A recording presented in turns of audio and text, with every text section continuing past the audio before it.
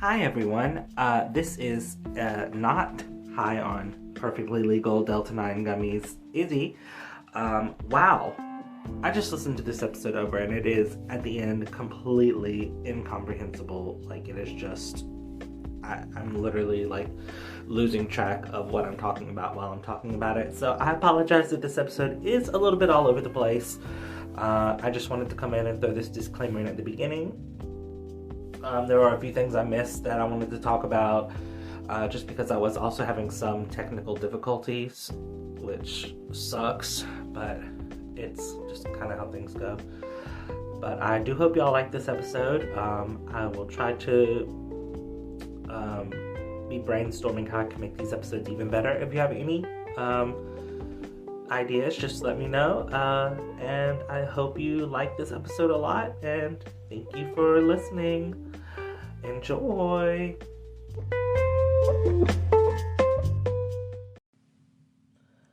Hello, and welcome back to my podcast, Edible Paper. I'm your host, Paper Izzy. Today we're going to talk about a few things, and I guess let's get into it. Because that's what you came to hear, is someone speaking. That's a podcast, so let's do it.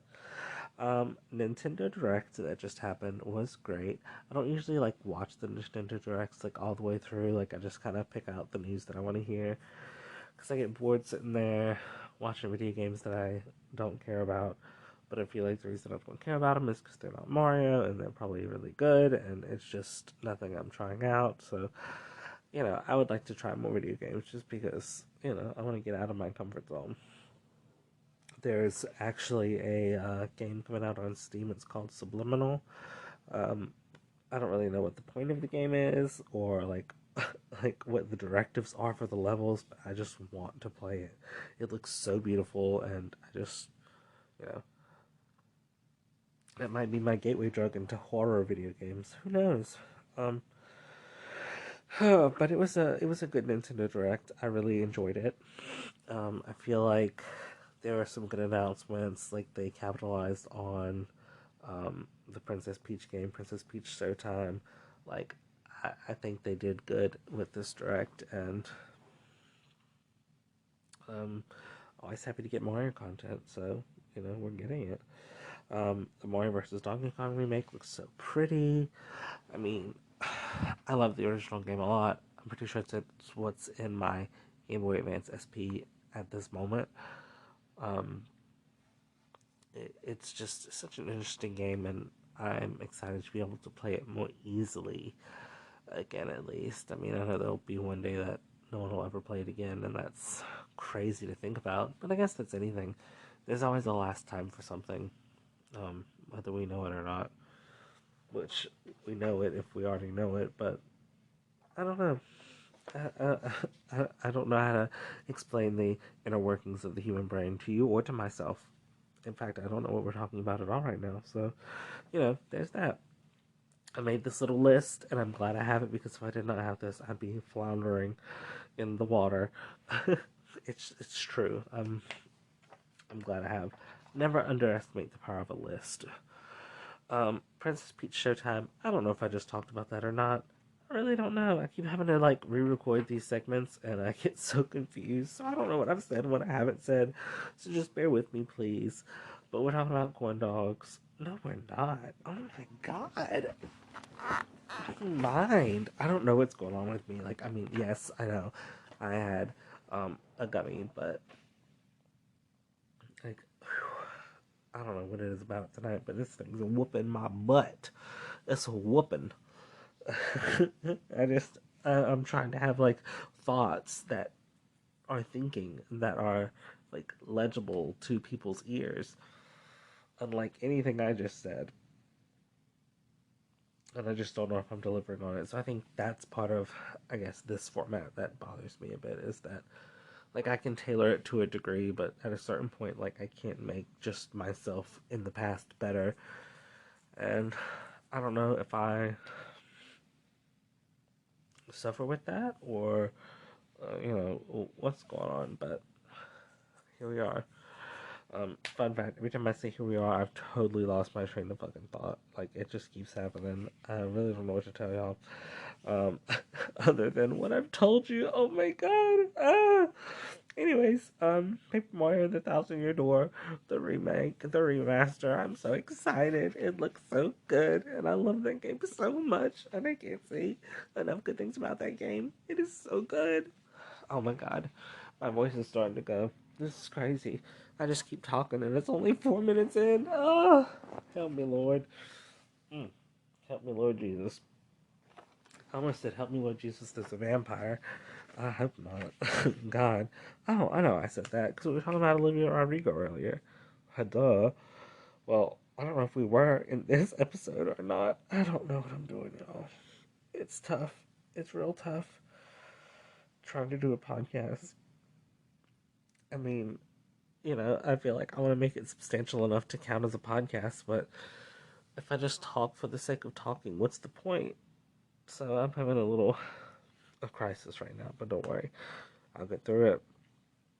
We will make it through alive. We will continue on this wonderful pod.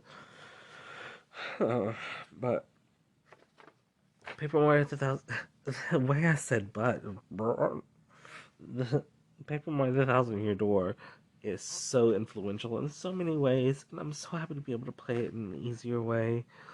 Um, it's it looks so beautiful, and I think it's Nintendo like hopefully like trying to test the waters of, is this the direction we want to go in? And it's like, yeah, that's the direction that you should go in. Like, duh, come on. I mean, come on. I definitely think that it would be a neat direction, but people change, companies change, people the things they want changes, so you really can't ever say for sure. But really, at the end of it, just give me Paper Mario. I love it. It is. I can't say enough things about it. Like, obviously, because I keep yapping. And also, might I mention that um, trying to do all this is like I could be asleep right now, but it's such a strange thing because I feel like we're so ingrained into like, oh, I hate my job, I hate this is awful, that even when it's something good, you're like, oh, this is so terrible. So I just kind of I do stuff, and sometimes physics and reality holds it together for me, and I'm grateful for that because I really I'm hanging on by a thread, y'all. It's too much for me. Ashton Kutcher and Mila Kunis. I can't. Transitions are hard for me. I sound like a newscaster or something, and it just seems so like robotic and unnatural. But I mean, I don't know how else to do it, so we're just doing it. So we're kind of talking about the fact that they were writing those letters for Danny Masterson, for I guess his conviction. They didn't want him to be convicted for like a long, long time, and put in their like letter about how good they thought he was. Which I completely understand wanting to do that for your friend, but at the same time, you have to know like the type of message that sends. You being like a super powerful person and somebody who's obviously really against human trafficking and the like, of trying to find like these terrible people. But if someone isn't that doesn't necessarily mean that they're the opposite either. Like, you can show your um you can show everything about you in a different way, and it's not necessarily the truth or a lie. It just is. We're getting philosophical, and it probably doesn't even make any sense. I'm gonna listen to it over. It's gonna be like, yeah, and so the broccoli and the cheese, and that's it. Girl, that's on period. I don't know what to tell you, but it's really depressing to hear that people to that caliber would kind of, brush off that abuse. It's sad to see because I guess it only counts for people that aren't their friends, and that's also kind of strange to think of because I tend to like to trust people like that anyways, and sometimes you just can't trust people to behave and not do stupid stuff. I mean, I could have, like if they would have even went to their friends and been like, "Hey, I'm sorry, I can't help," whatever, that would still be more admirable than all the multitude of other options people have. It's a lot. And I don't really like to talk about like serious topics on the pod, but I felt like, it needed to be said. Of course, like it needs to be said by who? By me? Ashton Kutcher and Mila Kunis ain't listening to me. Their fans ain't listening to me. I'm just talking and I'm just having fun. So I can just be alive with no restrictions. And I hate the way I said that. It sounds so stupid. I want to talk about Guts. Just Guts. I'm so happy with the album. I was so excited for it. I feel like it's kind of such a like millennial thing to be like, oh my god, I love Olivia Rodrigo. She's so much younger than me, but I can still relate to her. What? Human emotions? Oh my gosh, it's unheard of. That kind of stuff just is annoying to me. But I mean, I do like to talk about celebrities regardless. So we're talking about Olivia Rodrigo. The first song on the album is called All American Bitch, and that song is so good.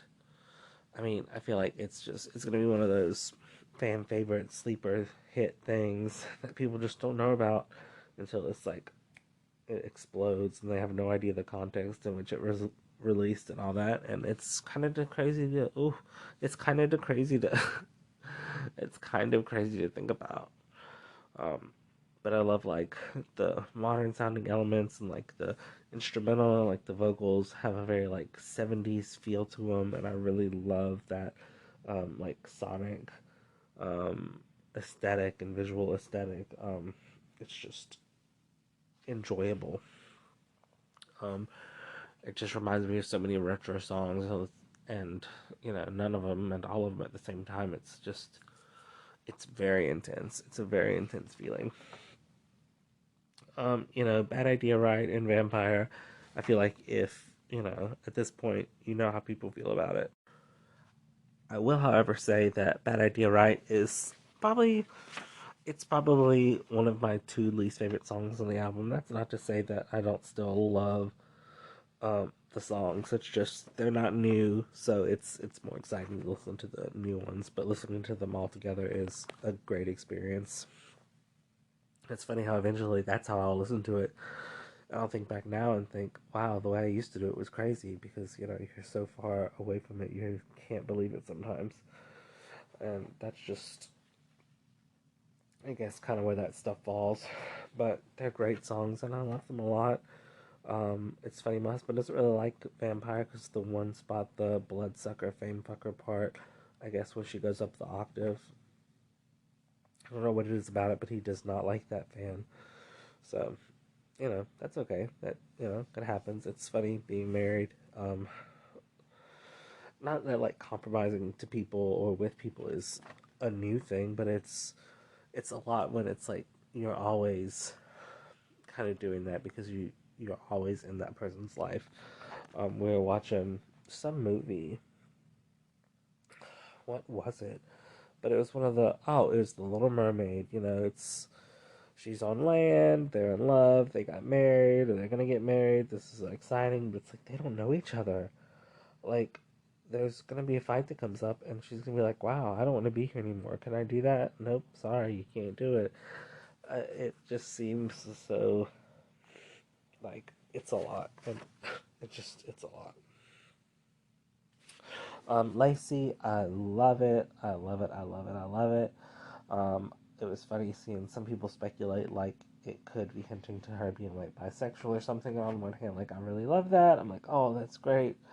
We love bi kings and queens and queens and kings and queens and things. Oh, um, but yeah, I just like completely derailed everything. I'm like, yeah, yeah, yeah, yeah. I really need to rethink the the medium of this podcast of recording it while I'm on perfectly legal Delta 9 gummies, because at this point, like, I don't know what's going on. And it's completely pointless to be here if I keep repeating the same thing like I keep doing. Somebody's got to help. Oh, God.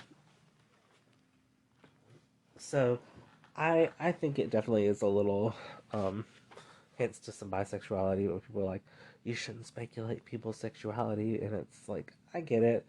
It's very understandable. But for like a movie that's like based around the fruit somebody is, I guess like you should know like what their personality is or whatever, but that has nothing to do with like actual real human beings in front of you. That's the thing that gets me. It's like they're like, well, this and that. It's like, but there's people that are dying. Craig and Steven and Jim Bob and I don't know. I don't know.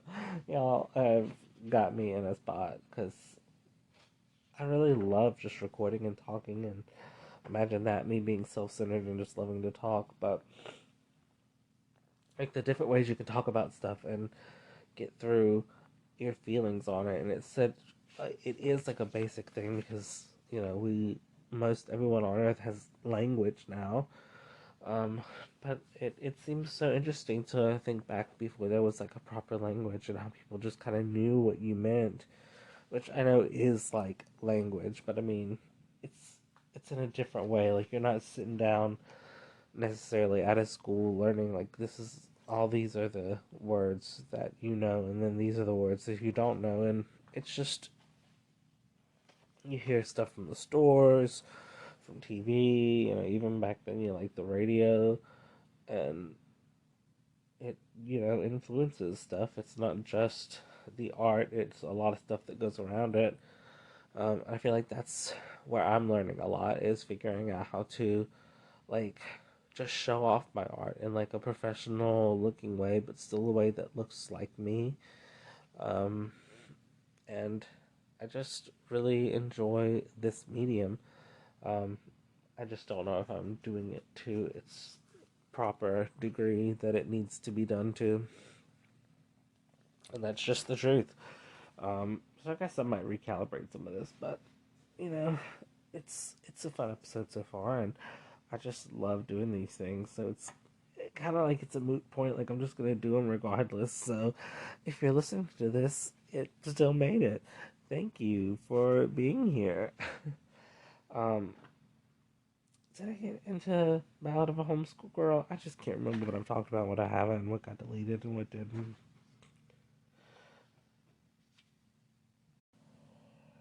But I really love the um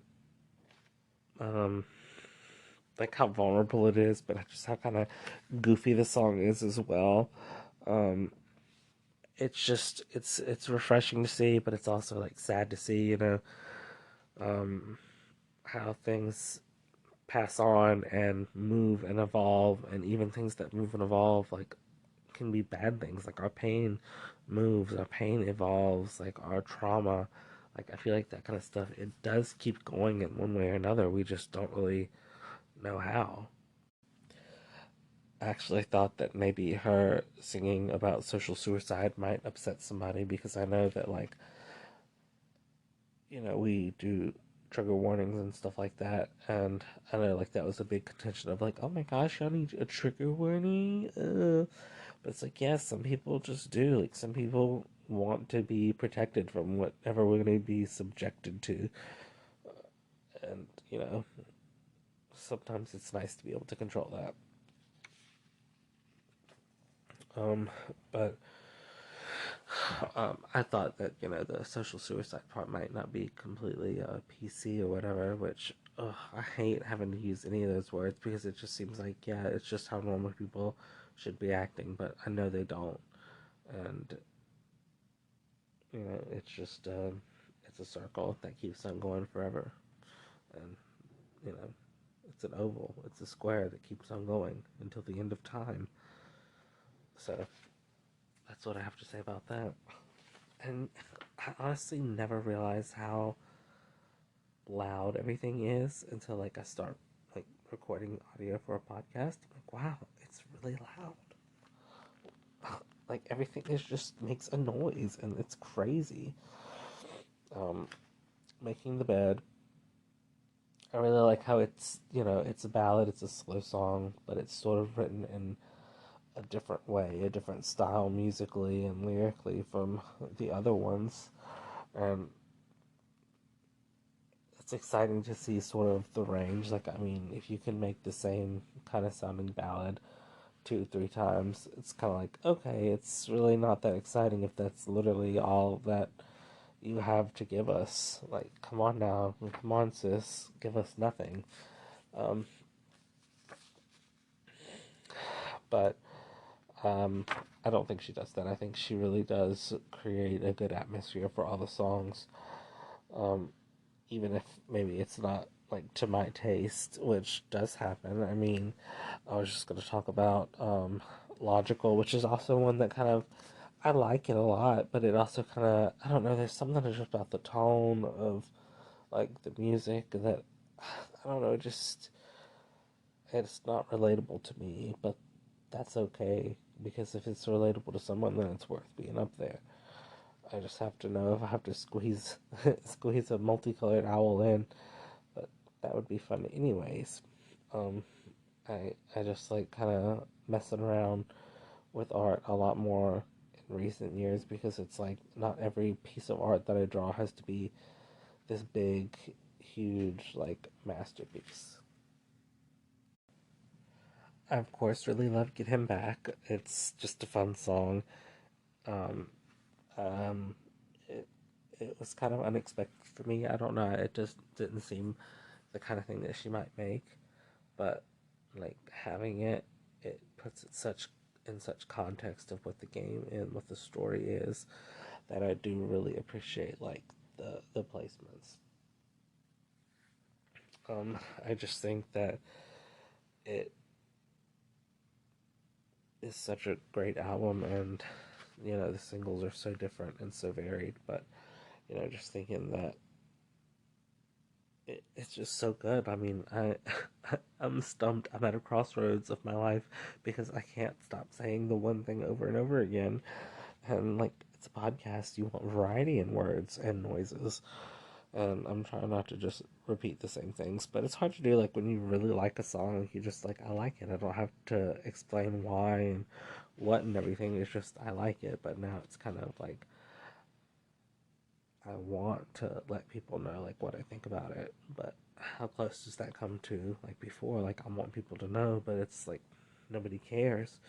So why have I done it? Or like why am I gonna do it? Or why like will I never do it again? It's just one of those things. You have to decide what amount of graphics is enough or what amount of like costuming is enough and what isn't enough for you. And when it is to the point where it isn't enough, you can just stop using it altogether. Like, you don't have to just keep using something for longer because you feel bad about stopping. Like these companies, these corporations are going to be fine without, all that stuff. And we just need to make sure that we're healthy and happy on our own. And yeah, we can get things from a store like that to help enhance like our happiness, but it's really the work we have to do on ourselves. That's deep. I mean, that's probably the deepest I've ever taken a dive. Challenger, hello. Um, I I am just really enjoying doing the podcast, even though it can get frustrating. I'm happy to be here. Yes, I'm happy to be here. Thank you. I'll be here all week. I don't know if I mentioned Love is Embarrassing, but it's kind of in the same vein as Get Him Back. It's just a cute song, and I really like it. And there's nothing else I can really say other than that. Same thing for like with The Grudge. Like it is a slower song, but again, it's something so different, and it's so heartbreaking. Like when I was listening to it, like I was like, I want to cry from this. Um, but I didn't. So I don't know what the point. And that's always funny. It's like, oh my god, I could eat a horse. And it's like, even after you eat, it's like if you still wanted something outrageous, you'd still want it. So it's interesting to see like how the different bottles handle like cutting out the sugar or whatever. And, America's always going to be behind on that kind of stuff because it's our freedom to kill ourselves with sugar and salt and grease and prescription drugs. And now that's a Marina the Diamond song.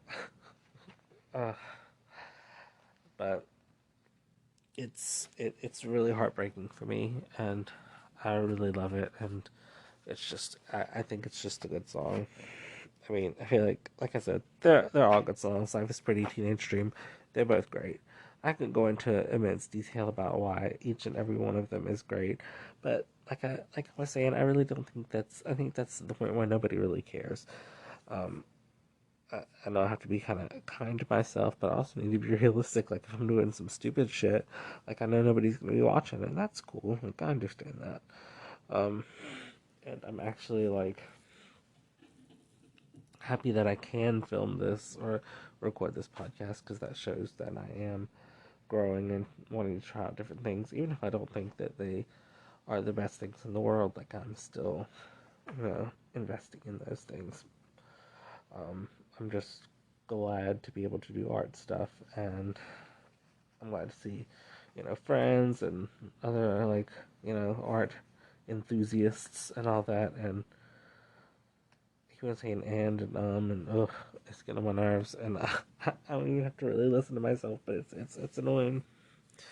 I guess I'm gonna wrap it up because I just keep losing track of myself, and it's it's I feel like these podcasts are just getting harder and harder every time I record them. I guess I can just record them anytime. That's the funny thing to me is like I'm not like, oh, I have to record this right now and release it right now. Like I'm not on a release schedule for anybody. I can just put this stuff out. I mean, yeah, like I kind of want to go with what the algorithm likes. So one of the things might get big, but I'm not just gonna delete something fun because it doesn't fit my algorithm or whatever. I don't know. I think it's just a ploy to get you to buy more stuff, buy more of the stuffed animals that are wiggly at the ends, whatever. And I mean, I don't know, that's capitalism for you, I guess. I love how like I saw one, and I'm pretty sure it was fake. It was just like a wiggler. It was really cute. I love anything Mario. I can't apologize for it because I mean I just can't. It's so great. It's everything to me. I could talk about it for another 30 minutes, but I'm not going to do all that. I just want to say thank you to everybody who's listening, whether you're listening to it on YouTube or Spotify. Give it a like, whatever you do on the other clueless, the other, typefaces. Let me know. Uh, I love how now I'm speaking to y'all like you're like my grandmother or something. This is so silly, but I love you guys, and just reach out if you ever need anything. I'm here for everyone, in some way, and thanks for all being there. And that'll be it for tonight. Adios, amigos.